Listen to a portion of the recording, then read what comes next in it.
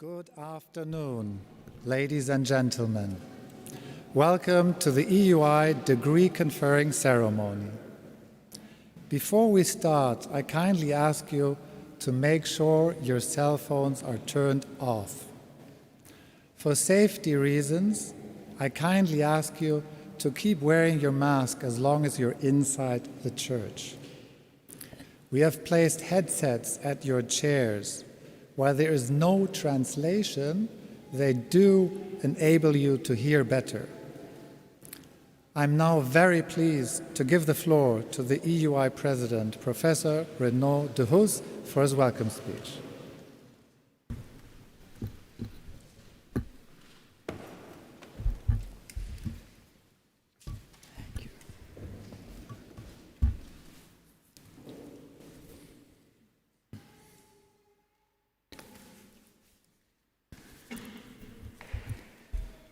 Dear Minister, dear graduates, dear families, dear colleagues and friends, today is a special day.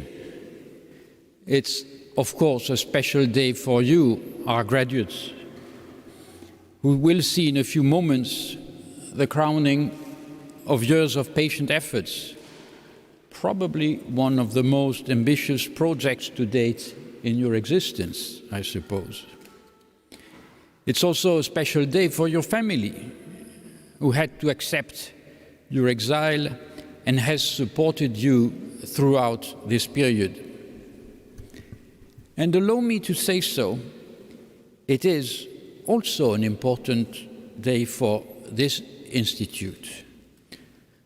For any educational institution, there is no greater satisfaction than the achievements of its students.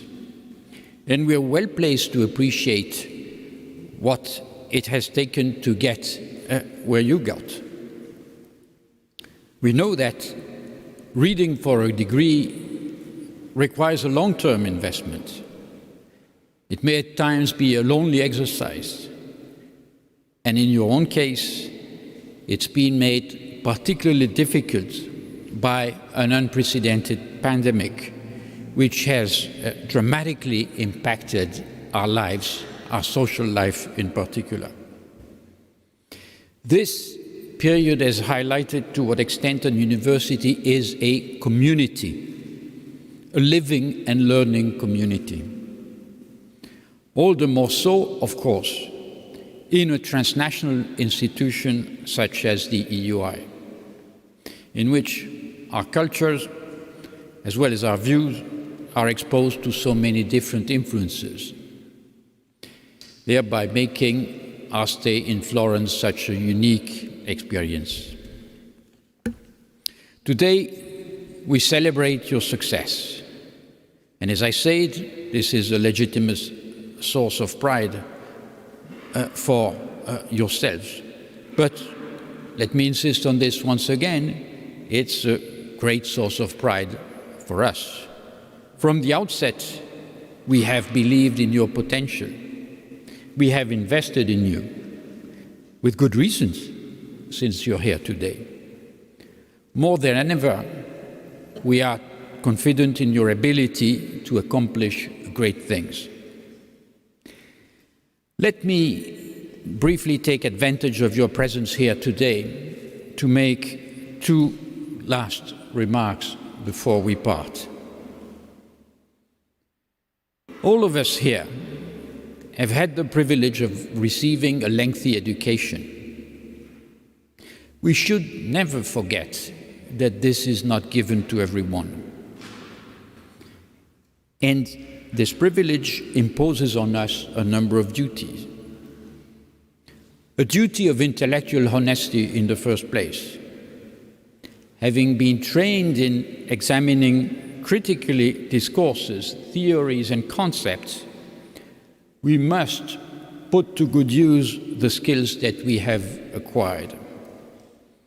To quote Ralph Dahrendorf, our fundamental responsibility is to doubt all received wisdom, to wonder at all that is taken for granted, to question all authority, and to pose all those questions that otherwise no one dares to ask.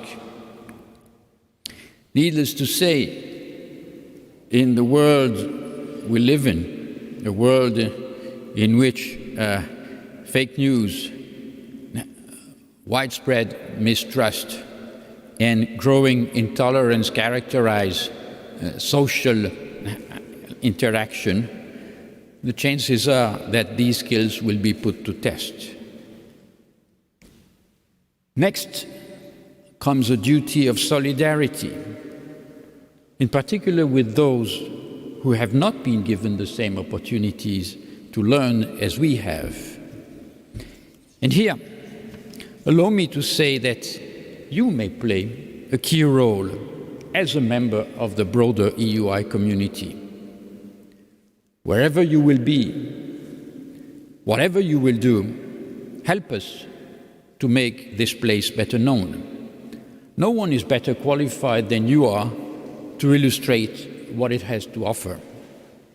Help us to connect to the world at large, and send us people who will thrive in the open, stimulating, and culturally diverse institution that the EUI is.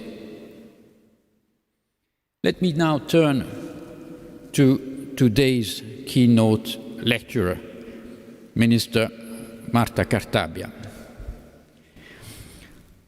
Marta Cartabia has been a researcher at the EUI from 1988 to 1992, working under the supervision of Professor Bruno de Witte from the Law Department. Her thesis focused on the relationships between European law and the Italian Constitution, a topic which is perhaps even more sensitive today than it then was. She then pursued a distinguished academic career at the universities of Verona, Milano Bicocca, and later Bocconi University. She was appointed to the Constitutional Court of Italy in 2011 and became, in 2019, the first woman to chair that distinguished body. Despite her many commitments, she has remained faithful to the EUI, accepting inter alia to serve on the Strategic Review Committee, which advised the Institute on its 2019-2024 strategy. As is known, she is now the Minister of Justice in the Italian government. Dear Minister, as I said a minute ago, for any educational institution, there is no greater satisfaction than the achievements of its students. We are extremely grateful to you for having accepted our invitation to today's ceremony. It is a great honor for the Institute to welcome a distinguished alumna, and a great pleasure for me to now give you the floor.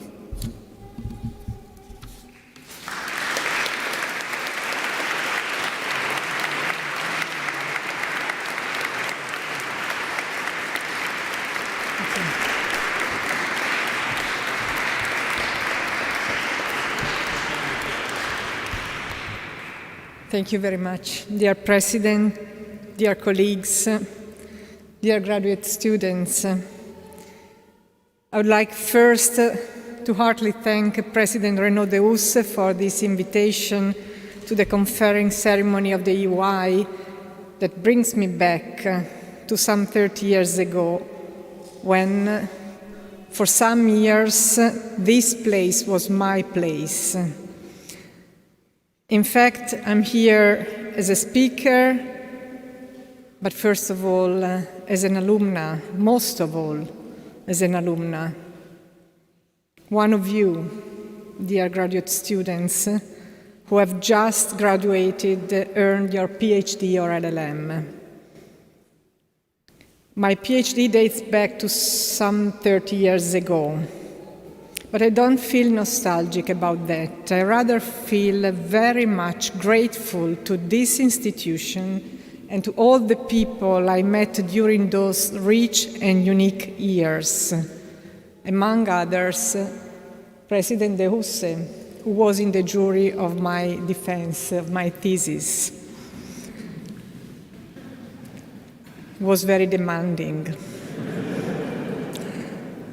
And I even remember that there was a point that you made that was so true, that there was not enough comparative law in my PhD thesis, and that's true. But at that moment, it was difficult to widen the scope of the topic of my subject. But anyway, it was a great experience. Professor De Husse, Bruno De Witte, Joseph Weiler, among others, were really wonderful mentors and professors.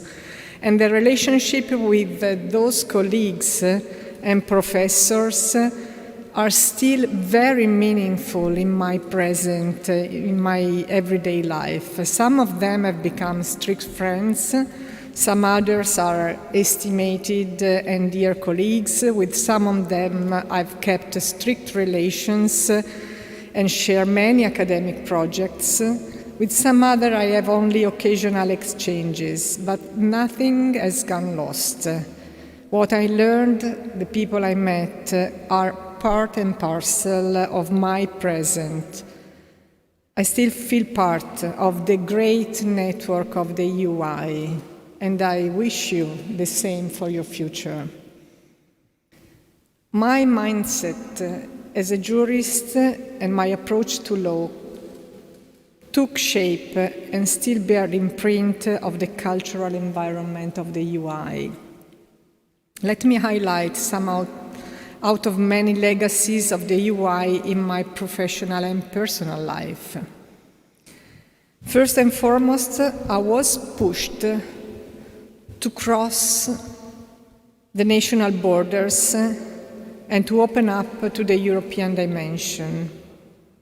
To be more precise, I learned the importance of working across frontiers, in between, on the bridge between the national and the supranational. Please consider that at that time, in the Italian legal scholarship, law was still a very national domain, with the exception of some specialists of international law and some pioneers in European law and comparative law. All genuine and respected lawyers were expected to work in a national horizon. I was interested in constitutional law, a branch where the national dimension was the only option. Some experience abroad were well considered, especially in Germany, but only in the limits of a short digression from the main path that remained national. My decision to apply at the EUI for my PhD was a kind of heretical choice, but supported by my Italian mentor. I took a traditional topic in constitutional law, the so-called eternity clause of the Constitution, or if you want, the unamendable constitutional clauses. But following the suggestion of my supervisor, Bruno De Witte, a wonderful person to whom I feel very much obliged, I put the topic in a European perspective.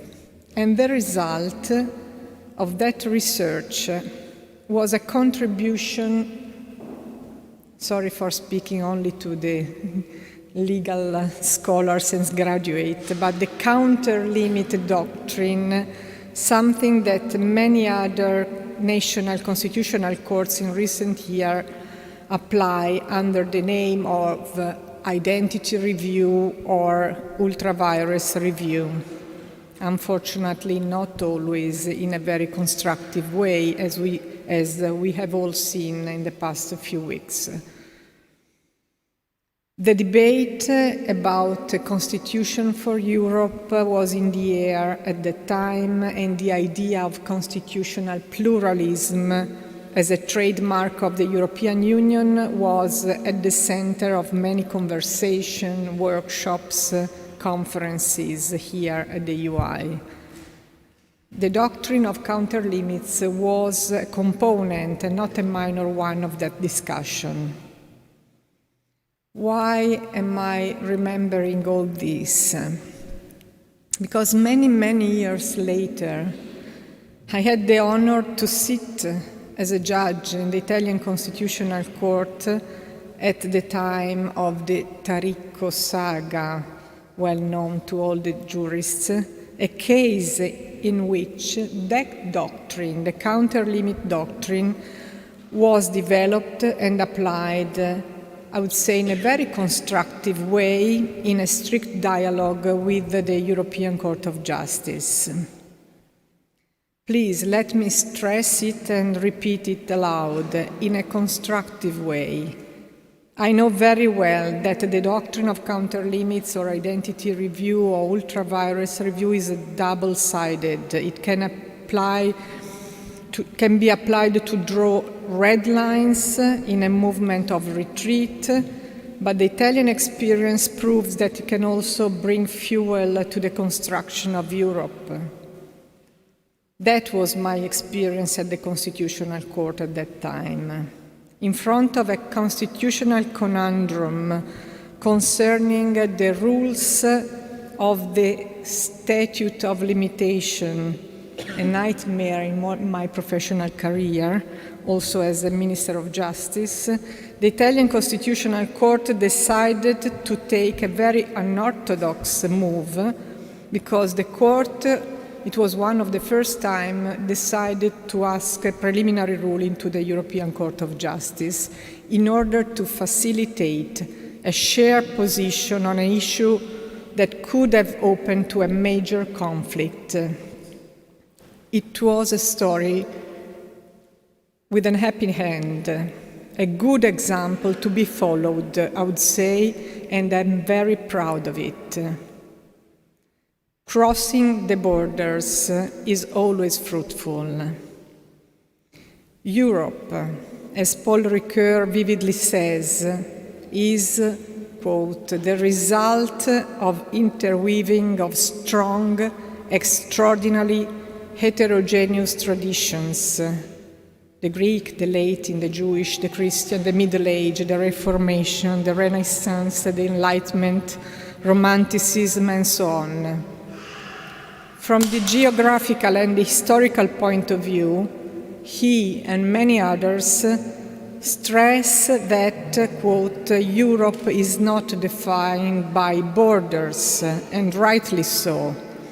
Europe is rather a space of intersection between conviction stemming from intensely rival traditions that produces the living present of a culture, a mobile culture, thanks to the spirits of critique that was mentioned also by Professor De Huss, which is nourished by the narrative of the others. A plurality of languages and traditions, a space of encounter with the other, a vivid spirit of critique generating a living culture. This is the European atmosphere that I found at the EUI.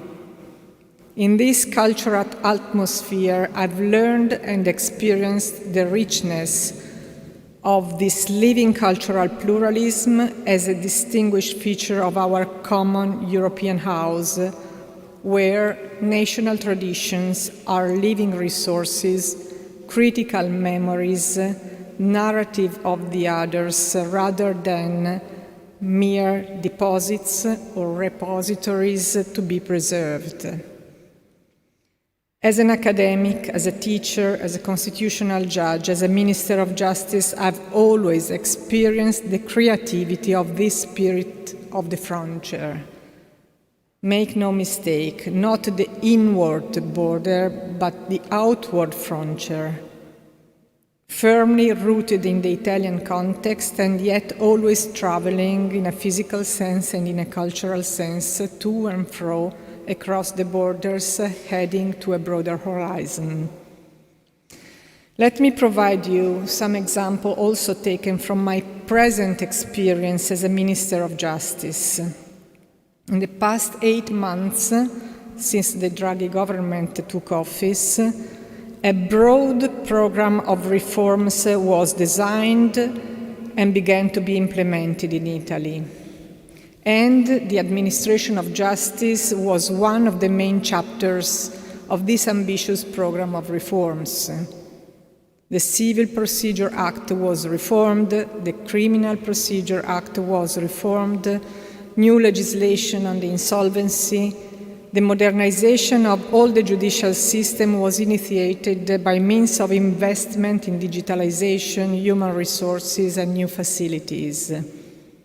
A call for 8,200 law clerks was opened, and more than 66,000 of Italian young lawyers applied.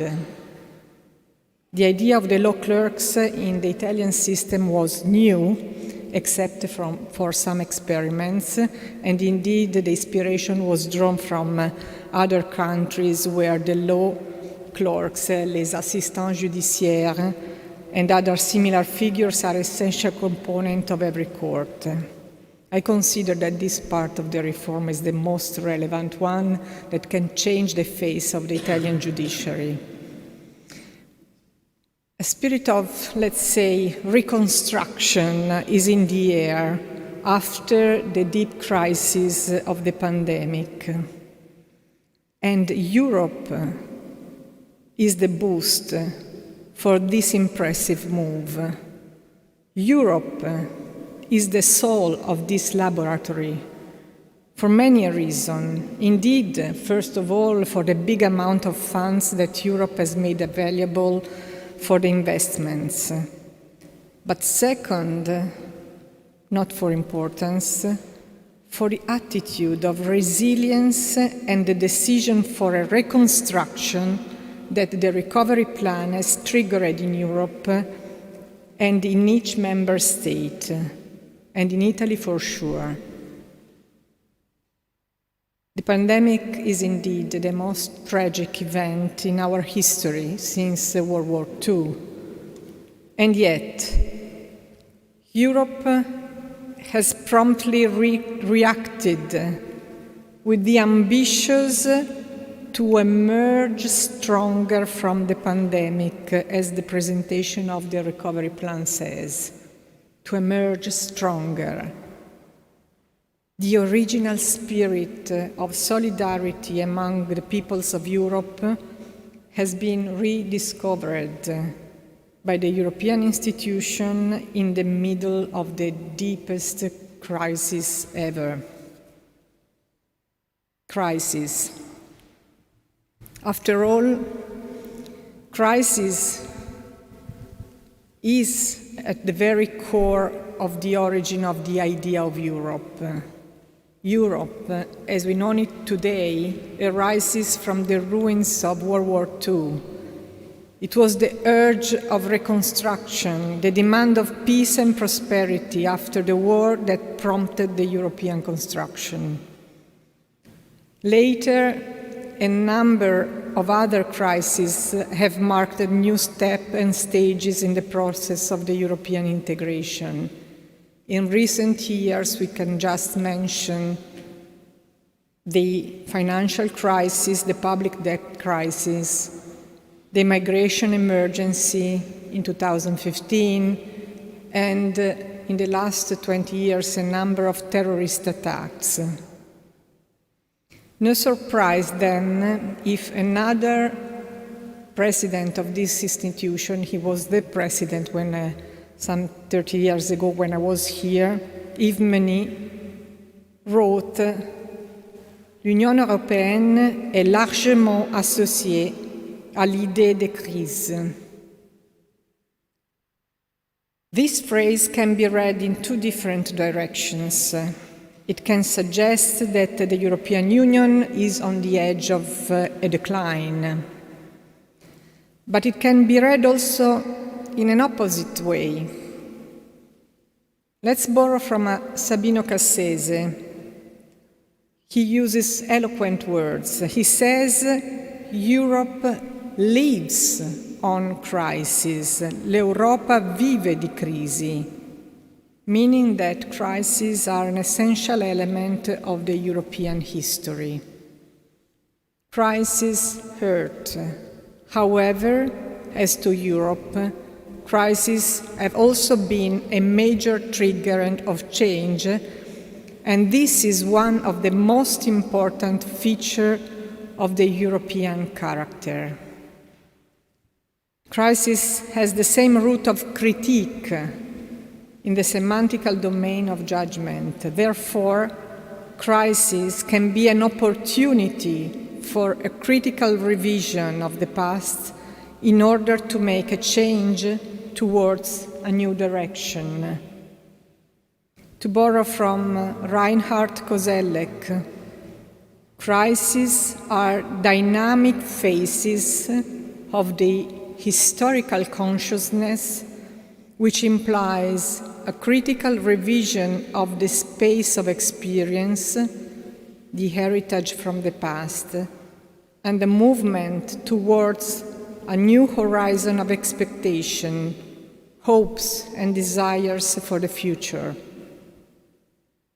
In front of the pandemic, of the unexpected crisis that was brought about by the pandemic, the European Union has triggered a new dynamism in our social life, unbridling vision and courage.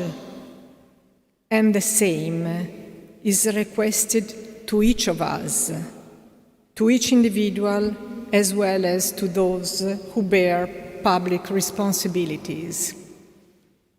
Dear colleagues, dear President, dear graduate students, this is the European culture that I've breathed in this outstanding institution, a culture of diversity, pluralism, dialogue, a culture of resilience, generativity, creativity, reconstruction.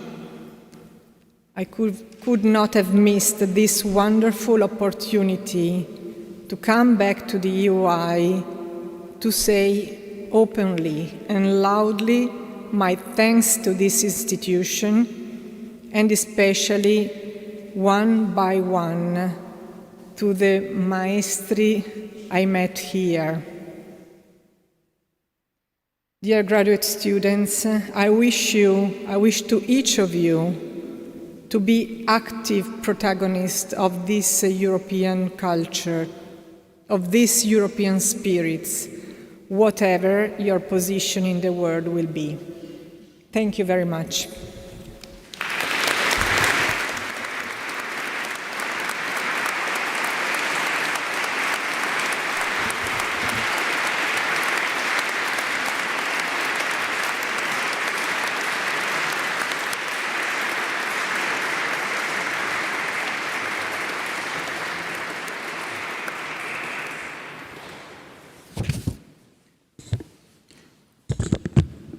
Dear Minister, thank you for this inspiring speech.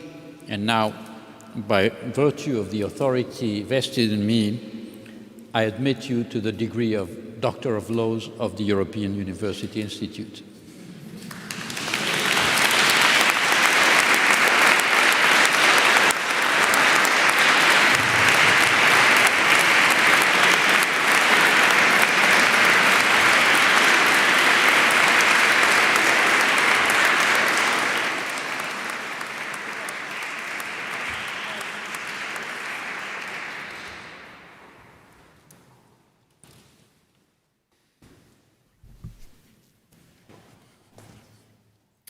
We will now proceed with the awarding of the Doctor Honoris Causa degree to Professor Karl Ulrich Meyer.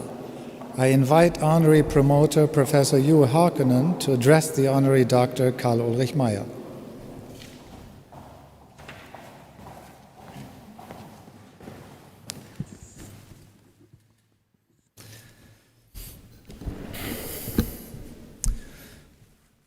Dear Dr. Meyer, dear Uli, you have come a long way. You were born in the final months of the Second World War and benefited from the educational expansion of a post-war era, studying in Tübingen and Konstanz in Germany, as well as Gonzaga and Fordham in the United States. Later, not least judging from your 53-page CV, you made an impressive career as an academic, holding positions at Frankfurt, Mannheim, the Max Planck Institute and Yale, as well as multiple visiting positions, as well as a science administrator in the Leibniz Association. Not any less important, you have been a husband, father, and grandfather. Your occupational and family life courses have complemented each other. And now you are here. Life courses, how they develop from starting gate of birth to mature age, how different domains of life are related to each other, and how lives are embedded in the social context of organizations, institutions, and history at large. Life courses have been the center of the research you dedicated much of your working life to. And I think that the story of your life course, as successful as it has been, serves as a good starting point for thinking about how we end up where we do and how we become who we are. Ladies and gentlemen, Professor Ulrich Meyer, Stanley B. Rees, a Professor Emeritus at Yale University and Director Emeritus of the Max Planck Institute for Human Development, has made a lasting impact on sociological research by contributing to institute the theoretical and methodological apparatus of life course research to the core of modern sociology. Professor Meyer began his academic career in the 1970s, researching social mobility, that is, the association between parental and filial social class. Next to considerations of social inequality across the generations, this research field was concerned with how open class structures were in industrialized societies, and whether modernization really had led to more openness, as was generally assumed. Social mobility research at the time was dominated by analysis with two measurement points, one for the parental and one for the filial class. Professor Meyer was among the first to look under the hood of social mobility and extended the classical approach to an analysis of the process of social stratification as individuals move through the educational system and occupational structure. Children from a certain class of origin do not just end up in a certain class of destination. Rather, they have to pass a number of educational transitions, find their way into the labor market, and possibly make career progress during their working lives. These are the transitions that determine whether a child ends up in the same class as her parents or not. At the same time, these transitions indicate whether a society's class structure is open or closed. In an open class structure, we expect many transitions across class boundaries. In a closed structure, such transitions are few, leading to the formation of social classes to which individuals are more likely to identify and around which they are more likely to politically mobilize. This line of research was tied to the simultaneous development of a life course approach more broadly. The study of a life course expanded from analysis of aging, age-specific social roles, and life stages to a conceptual and methodological approach more generally.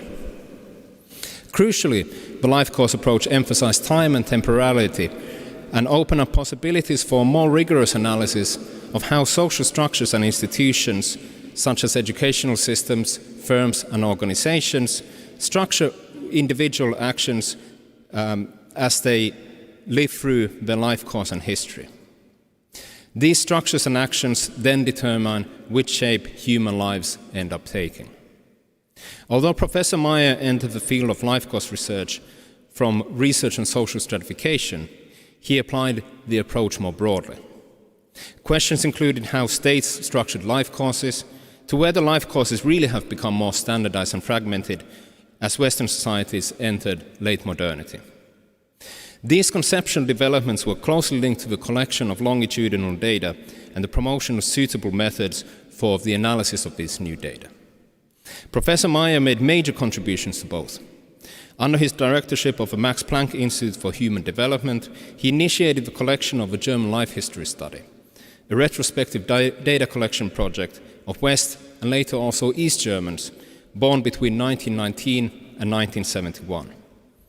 Individual-level longitudinal data had begun to make its way into the social sciences in the 1960s, but were typically of too short duration to paint a full picture of individual lives and how they unfolded with the frames by history, institutions, and organizations. Asking people to reconstruct their lives through retrospective questionnaires was one solution to this challenge, and the German life history study developed techniques through which key transitions in life courses could be reliably reconstructed.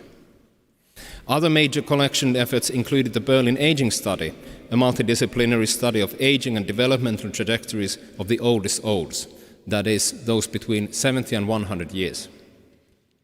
The Berlin Aging Study took seriously the ideas of lifelong development and individual change, variation in individual trajectories, and importantly, was a multidisciplinary project as a collaboration between gerontologists, psychologists, sociologists, medical researchers, and economists.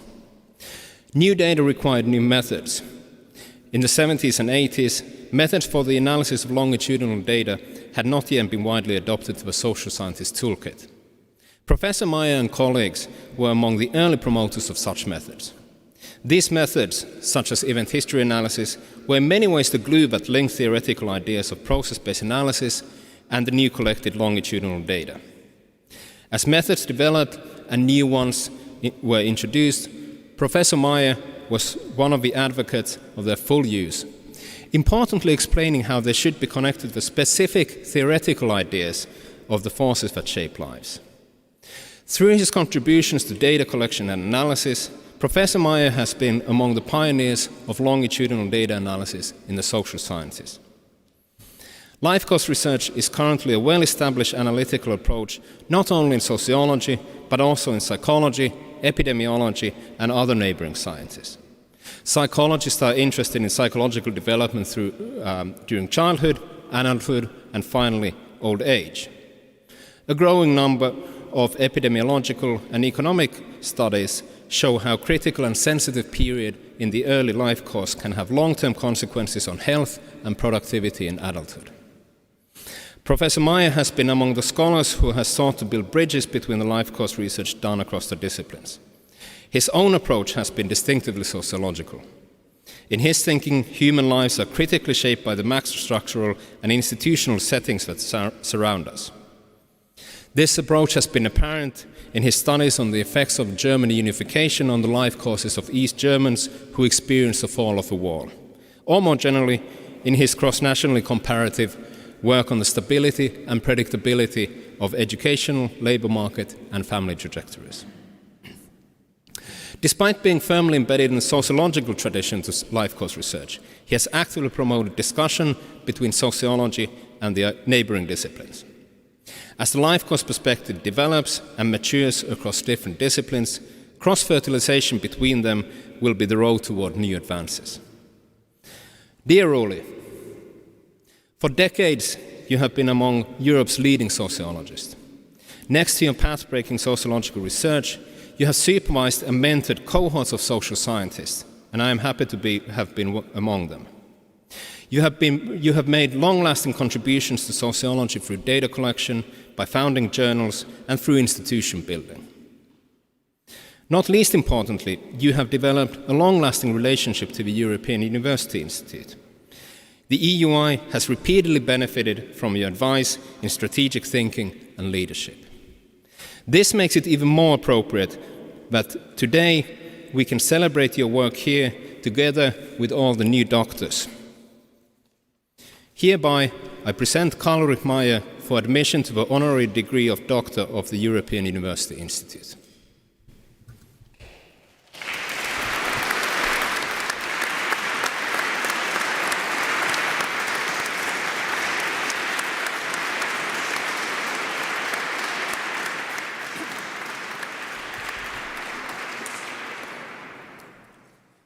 Dear President Del Hus, dear Mr. Cartabia, dear colleagues and friends, and especially dear soon doctorates to be. I'm very proud that my wife Martha made it possible to be here. And I'm also proud that one of my students at New York University at Abu Dhabi, Abraham Erdo, made it possible to be here. I can hardly imagine any greater honor and joy than receiving an honorary doctorate from this institution. By transforming doctoral students and postdocs into lasting cross-European networks of scholars and practitioners, it has probably contributed more to the development of the European community than any other institution. It certainly has contributed the most to comparative research and theory building. What I want to take up now is my own personal journey with the European University Institute. I first came to this place in Florence when my friend and colleague Peter Flora in 1979 took up a professorship here and started his big project on comparative social policy, limits to growth. I visited him several times at the Badia, in his huge apartment above Adolf von Hildebrandt's sculpture studio on Piazza San Francesco di Paola. My own work on life courses in the welfare state was heavily influenced by the work of Peter Flora and Jens Alber. In 1989, my research associate Hans-Peter Blosfeld also became professor here at the EUI to continue his studies on life causes and social change. And it was probably his initiative which led to my 5-year membership in the EUI's Research Council. Émile Noël was then the principal, so French was a predominant language, and I must concede that juggling millions of lira in the final fast decision round clearly was beyond my French language competence. Probably the most important activity in this context was my membership in the so-called Review Group, 1992 to 1993, which evaluated all of the past performance of the EUI under the chairmanship of Roland Infeld and co-member Yves Meny. The Review Group at that time produced the so-called Libro Rosso, a summary report under the title Beyond Maintenance, and its biggest impact was probably the proposal to establish the Robert Schuman Center, with a somewhat hidden purpose to free the faculty and the departments for immediately only to take up the European mission, which then could be concentrated in the Robert Schuman Center. The Robert Schuman Center also provided the opportunity for Professor Gösta Esping-Andersen to invite me and John Miles of the University of Toronto to spend a full-year research visit as a Jean Monnet Fellow in the years 1996 and 97 at the EUI. And at that time, I produced much of my work on comparative life course regimes. Beyond my involvement in various research search committees, my next tour of duty at the EUI was my chairmanship of the committee in 2005 to 2007, who had the charge to evaluate the doctoral programs at the EUI in the light of the proliferation of many new graduate schools, European studies programs, and research centers all over Europe. We produced a report with the name A Room at the Top to expressing the very high ambitions for the EUI. I only learned these days that this report actually goes under the name of Meyer Report. So, and my next tour of duty was the Max Weber lecture in 2013 with the title From Max Weber's Science as a Vocation, 1917, to Horizon 2020, where I delivered a scathing critique of European research policies. And finally, in 2015 had the good fortune to be back at the EUI to work for 3 months again on career prospects of young scientists. So I'm deeply moved to receive this honor, and I'm greatly thankful. And I'm especially thankful, of course, to Juho to make a very fragmented and haphazard life and picture it as something whole and purposive. Thank you very much.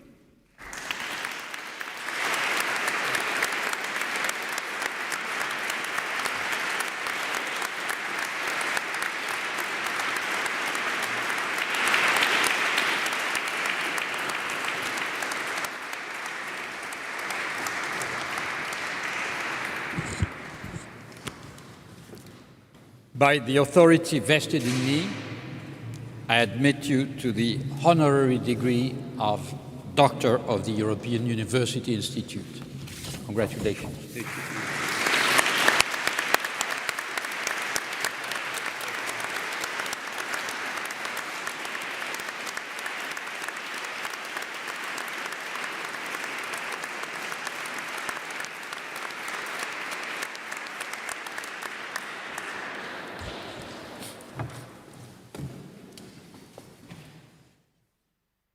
The contribution of the EUI choir to the conferring ceremony has become a very nice tradition. I am thus pleased to welcome the EUI choir and its director Valerio Del Piccolo to our event. The pieces they have chosen are all by Josquin Desprez, Mille Regrets, Ave Verum, In Te Domine Speravi.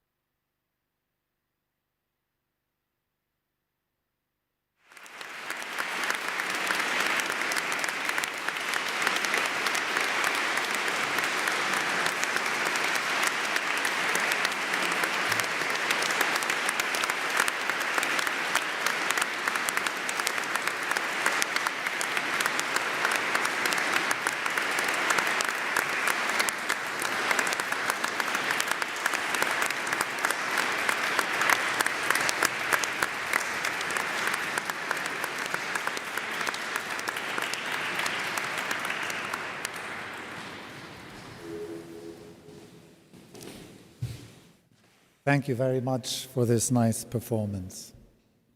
We will now proceed with the award of the doctoral degrees. We will start with the degrees in History and Civilization. May I please ask the HEC graduates to stand up, please.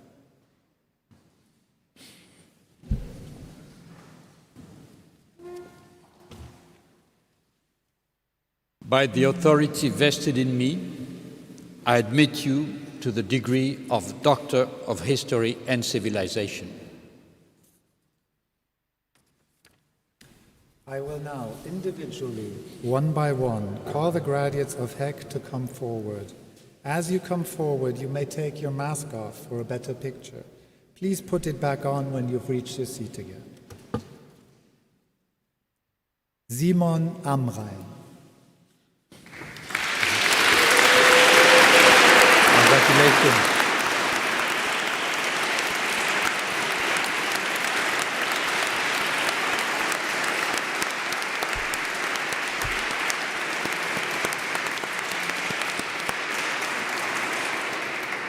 Camilla Annerfeld. Congratulations.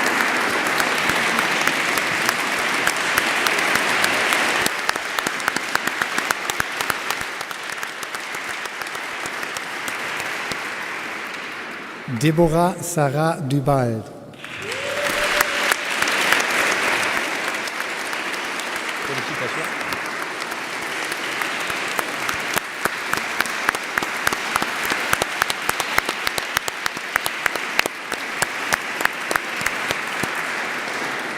Giorgio Enas.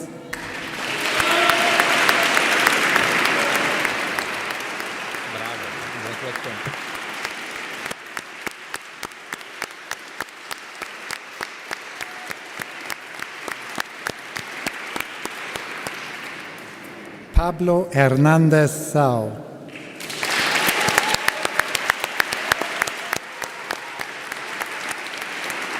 Congratulations.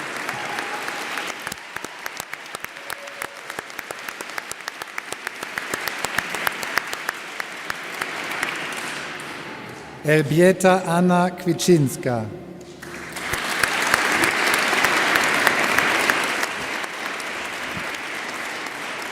Congratulations.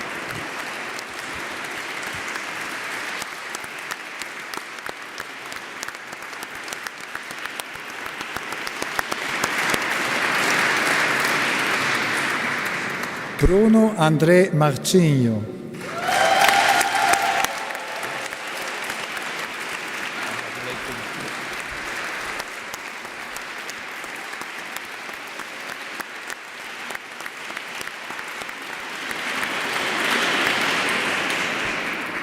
Stefano Poggi.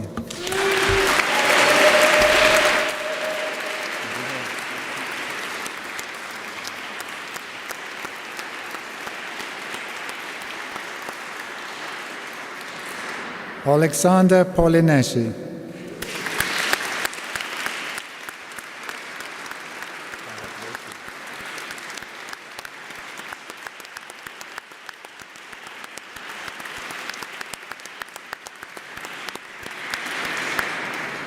Eloisa Rojas Gomez.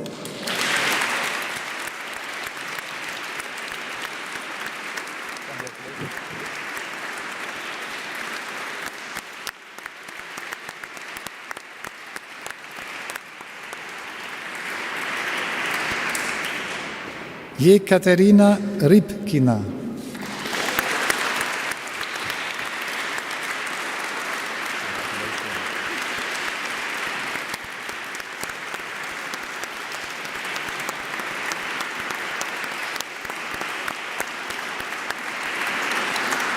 Gael Sanchez Cano.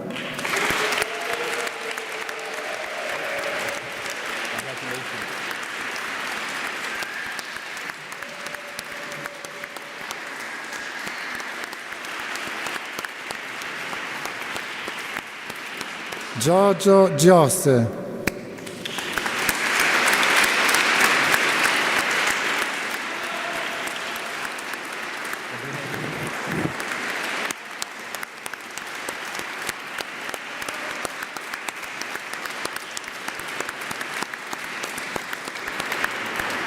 Martin Vailly.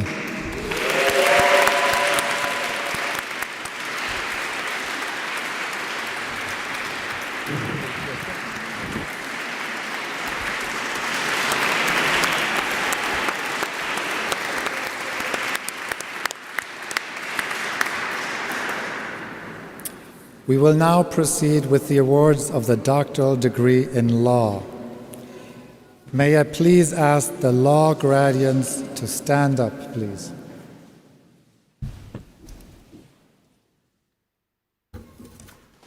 By the authority vested in me, I admit you to the degree of Doctor of Laws. Congratulations.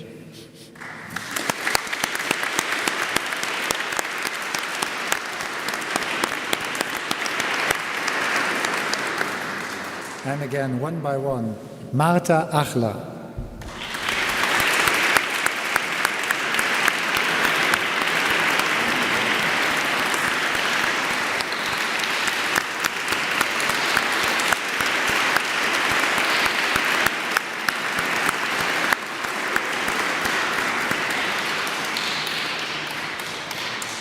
Lila Farkas.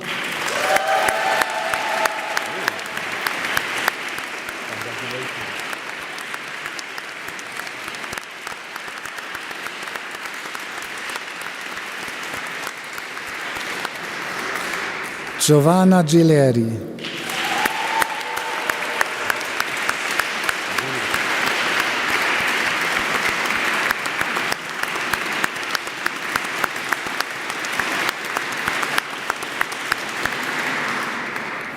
Oscar Alberto Lema Busla.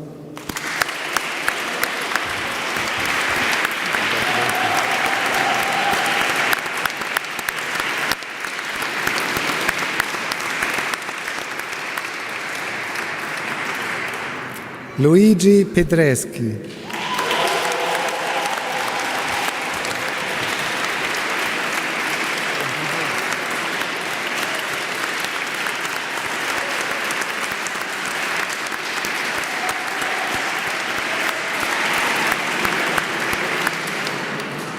Agnieszka Smolenska.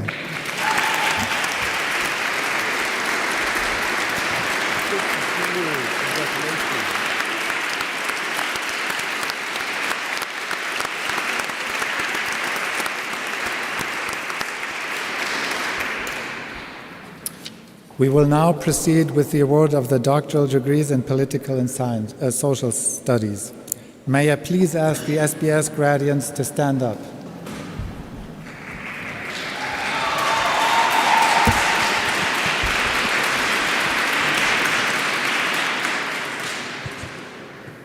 By the authority vested in me, I admit you to the degree of Doctor of Political and Social Sciences.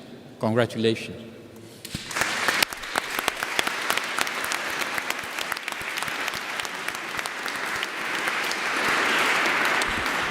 Again, one by one, Marco Cozzani.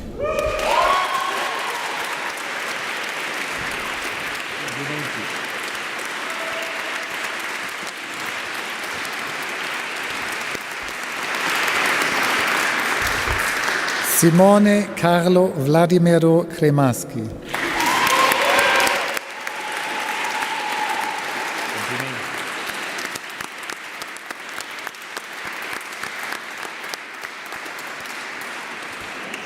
Joseph Demin Ganderson.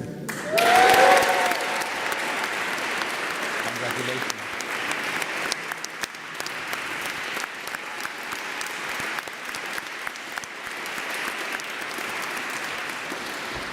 Wiebke Drews.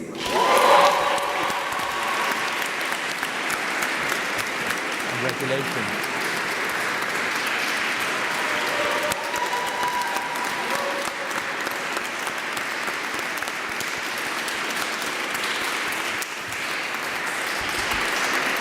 Roger Fernandez Urbano.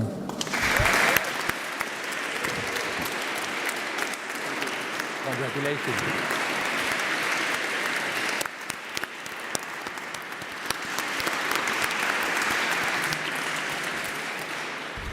Frederico Dias Ferreira da Silva.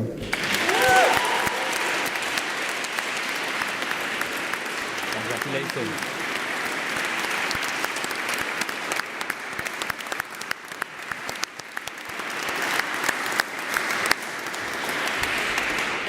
Diana Roxana Galos.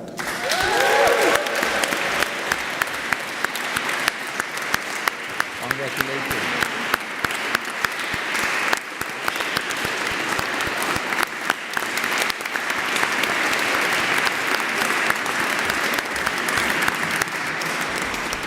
Giuliana Giuliani.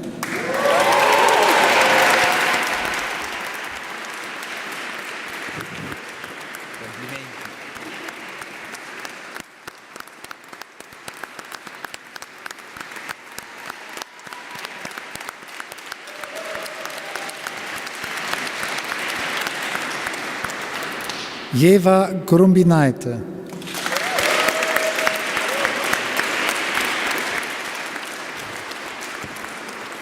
Congratulations.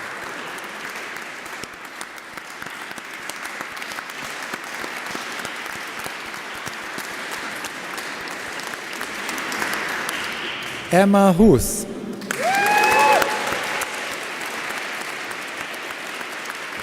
Congratulations.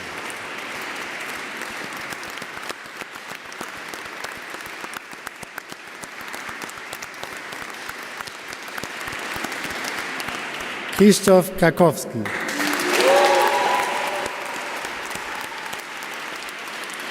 Well done.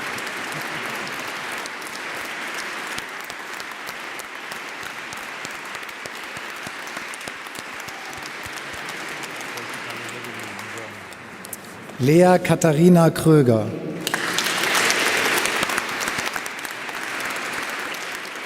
Congratulations.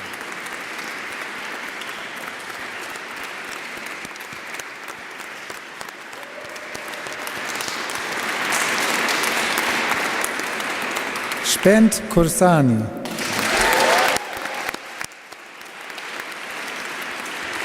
Congratulations.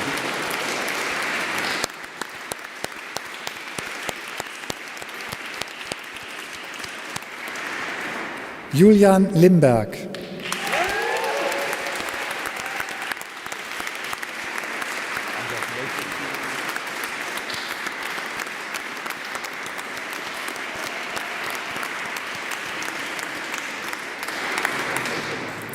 Giorgio Malette.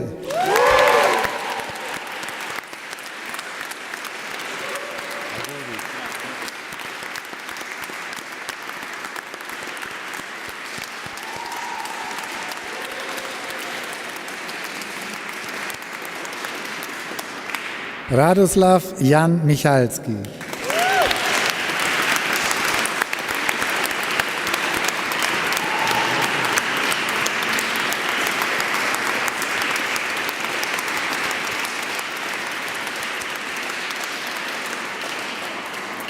Eleonora Milazzo.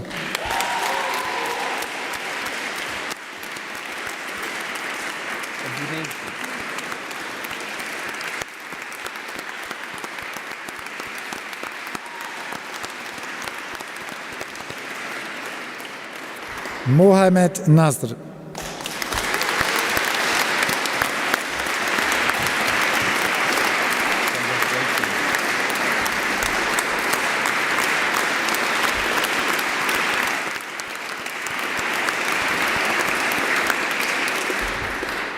Svetlana Poleshtuk.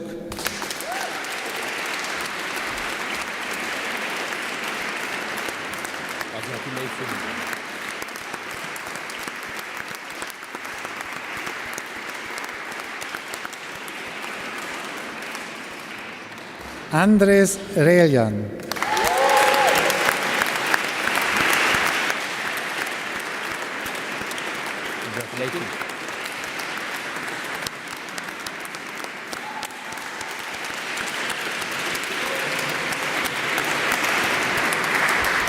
Paulina Salek.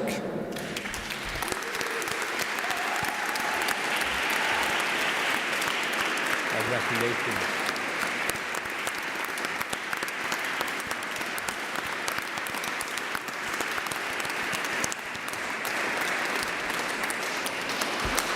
Andres Sauloutis.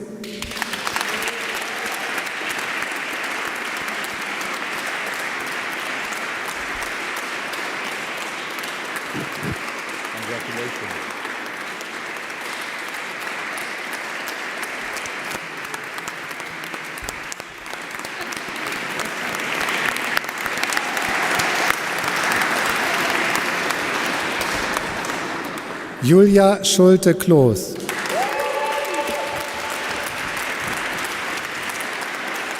Nice to see you again. Congratulations.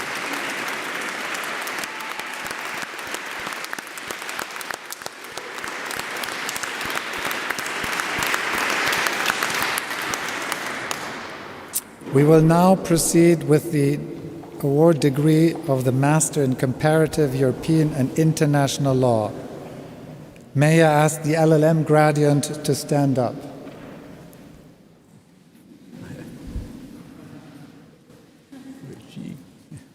Yes. By the authority vested in me, I admit you to the degree of Master of Laws. Congratulations.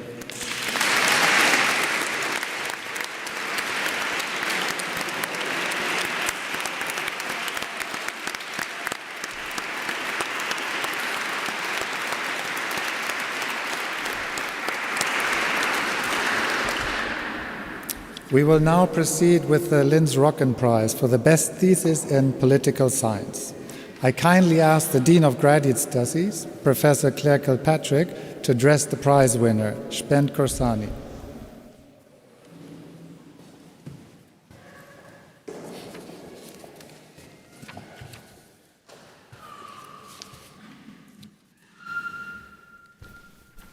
So being Dean of Studies is a job with many parts, but this is certainly one of the nicer parts of the job. So this year we're awarding one prize at the conferring ceremony, and that is the Linz Rocken Prize in Political Sociology, established by our Department of Political and Social Sciences in honour of two great post-war political sociologists, and given to the thesis which in any given year best addresses in broadly defined terms the themes addressed by the research of these two great political sociologists. And the prize is sponsored by an honorary doctor of the EUI, Professor Richard Rose, who is also a founding father of post-war political science in Europe. So I would like to ask our prize winner, Spend Korsani, to come forward and we can hear a little bit more about his thesis. Perhaps you can come and just stand here, Spend, so you get the limelight.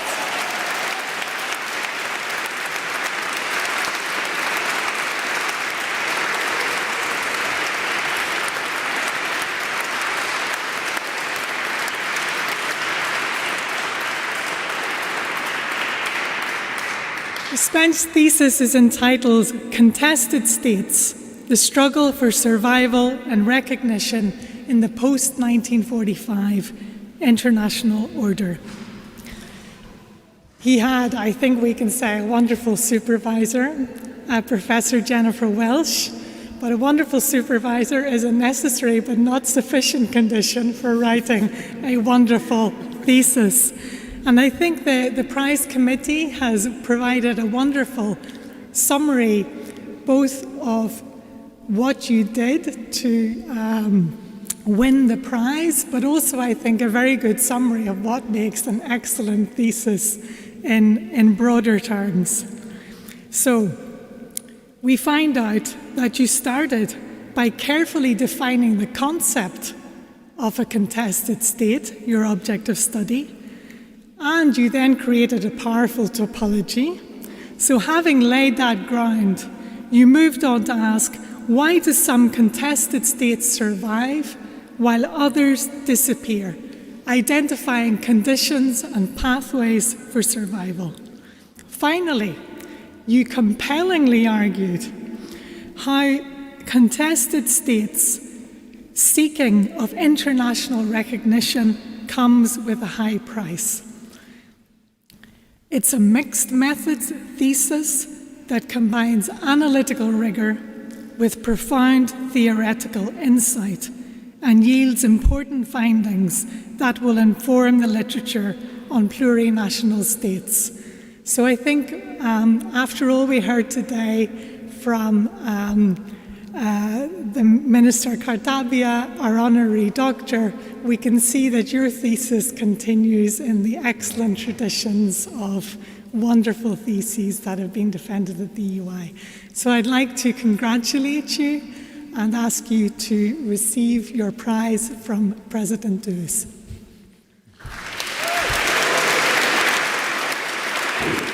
Congratulations. This one is smaller, but no less important.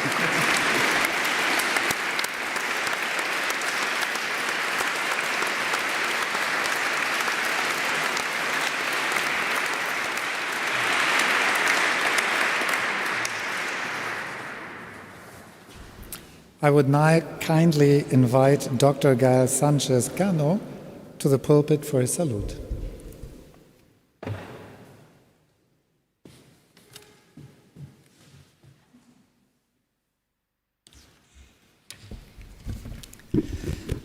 Monsieur le Président, Segretario Generale, Ministro, Autorità, Dean of Graduate Studies, Director of the Academic Service, Heads of Department, Professors, Doctors, dear friends, Signore e Signori. Thank you for giving me the opportunity to congratulate you all, and us all, allow me to include me in the packet, who have been conferred our long-desired and long-awaited PhD and LLM diplomas. Gaudeamus igitur. Congratulations too for the important part they deserve in our success, and infinite gratitude to our supervisors and professors who have guided us so patiently, so passionately, to our fellows, colleagues, and friends within the Institute and beyond, who have accompanied and supported us in so many ways, to the Institute, its staff and its administration, the library, which is uniquely excellent, as you know, the Language Center, and let me here have a special thought for late Nikki Outram, may she rest in peace, the Counseling and Wellbeing Service, the 4B, the Body and Brain Boosting Board. I didn't know this stood for this. What a fantastic name. I think Linda Gilbert is also in the room, so thank you very much for all the work.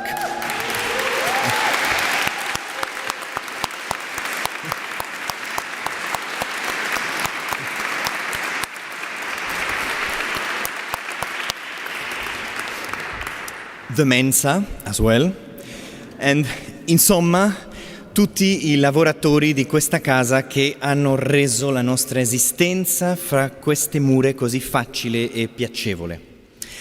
A special word of gratitude must be addressed to our family members, especially in these difficult times. A small delegation of them is here present with us, and we thank the Institute for this effort. Most of them are following us from their homes, but we feel their presence very close to our hearts. Some of them have left us along the way. We can only imagine how proud they would have been and possibly are. Signor Presidente, non dimentichiamo gli Stati membri dell'Istituto, particolarmente l'Italia, come Stato ospite. Questa è un'istituzione pubblica. Siamo tutti consapevoli della responsabilità che portiamo in questo senso. Le pubbliche amministrazioni che sostengono il lavoro che si svolge in questa casa lo fanno perché la ricerca nel campo delle scienze sociali e umane è e deve rimanere un asse portante della vita in società. La presente situazione di pandemia ce lo ricorda ogni giorno. La ricerca, anche quella in scienze sociali, è proprio vitale. In questo senso speriamo di essere stati all'altezza della fiducia riposta nel nostro lavoro. Dear friends, we have made it. Here we are. in this beautiful church, in this beautiful abbey, in the middle of this beautiful landscape. I had actually forgotten how beautiful this place is. When I first came to Florence and Fiesole to be interviewed by the history department, I distinctly remember that at the end of the day, I experienced a sort of syndrome de Stendhal. I talked to my wife on the phone and told her how nervous I was because I felt I did not deserve this beauty. It was too much for me. To my defense, I would say that I then lived in Brussels. Mr. President, I'm sure you understand the contrast. Beauty surrounds us today, as it has journeyed along with us during the time we spent here at the EUI. We may have taken it for granted sometimes, but it was always there, ready to flabbergast us whenever we least expected. And I am not talking about beauty just because I feel nostalgic or sentimental today, especially after the dark, ugly times of the confinement. I recall the words of Professor Joseph Weiler, your predecessor, Mr. President, when he welcomed the new cohort of researchers at the Roman Theatre in Fiesole in September 2014. He said, "Beauty inspires." I think he was totally right. The European University Institute can be defined, I think, as a community of people inspired by beauty, generation after generation. In fact, probably what makes the beauty of the EUI may well be its communitarian nature. I would now like to share 3 thoughts about this unique EUI community. First, the EUI is a community of intellectual unrest, of enriching dialogues, of uplifting academic experiences. It is a place to learn and to teach, to make and accept amendments and corrections with respect and open-mindedness. These are not empty words for the occasion. We know it is true. No one can hide research is a permanent look into the mirror, a sort of continuous introspection with its charge of solitude, uncertainty, and procrastination. But on the other side, how many times have we completely turned an idea or a chapter or the entire thesis upside down after talking to someone within these walls? Or, in other words, after getting inspired by the beauty of someone else's ideas? Personally, many times. And actually, some of the makers of those beautiful ideas are here in this room today.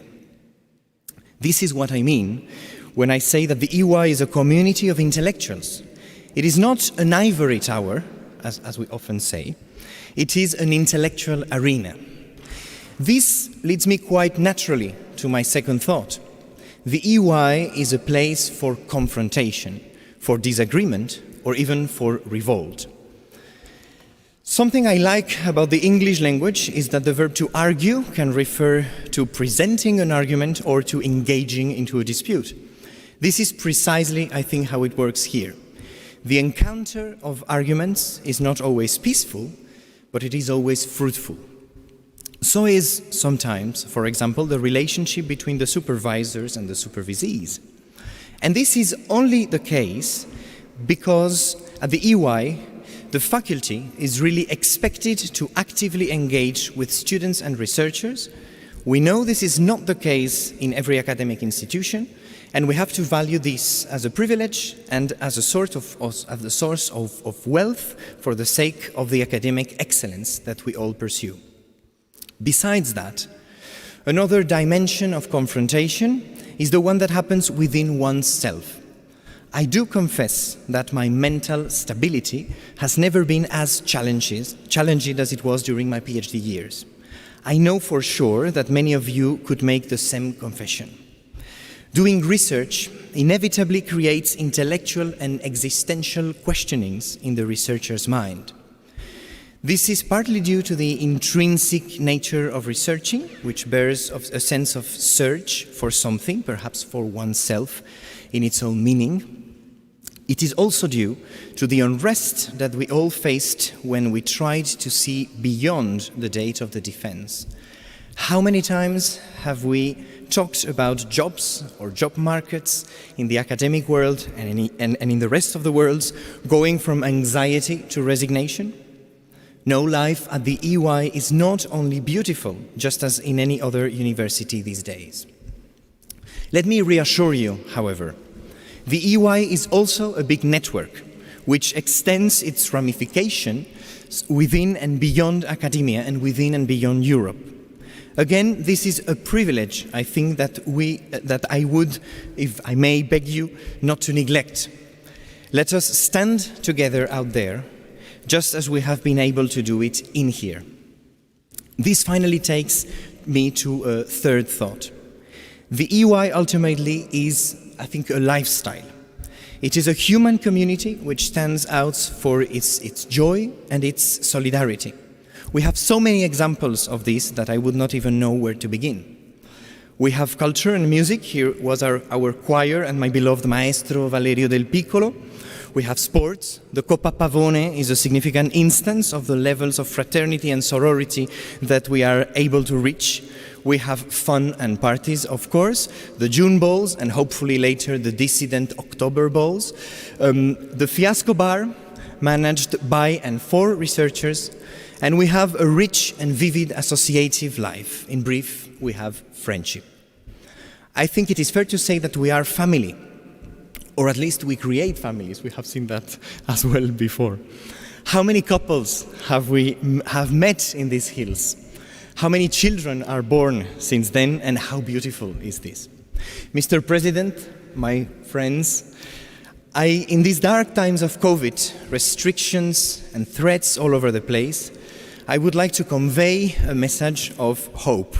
I take the risk of sounding drippy or artificial, but I do believe the EUI has brought persistent light into my life, and I think into our lives, intellectually, aesthetically, and humanly.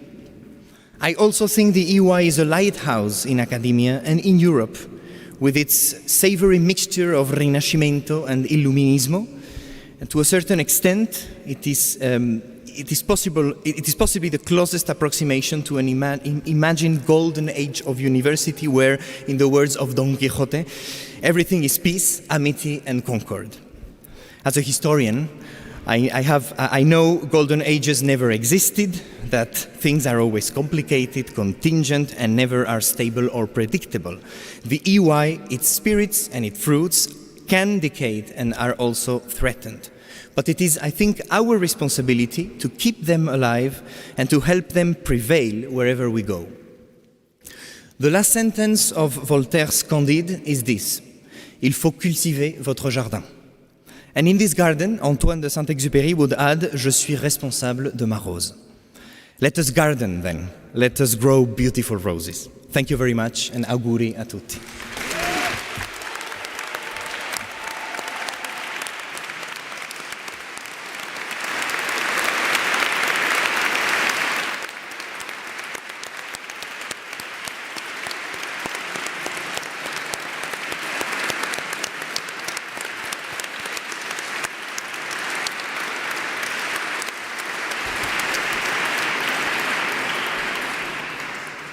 Ladies and gentlemen, the ceremony has come to an end.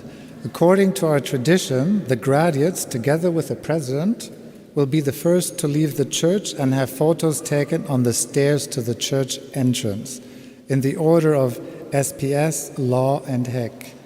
I therefore ask all others to remain seated until the group of graduates have left. Once the graduates have left, I kindly ask all others to leave through this door at the left-hand side of me, where I'm pointing right now. You may leave your headsets on your seats, and we would kindly ask you to avoid crowding and to leave with a safety distance. Thank you.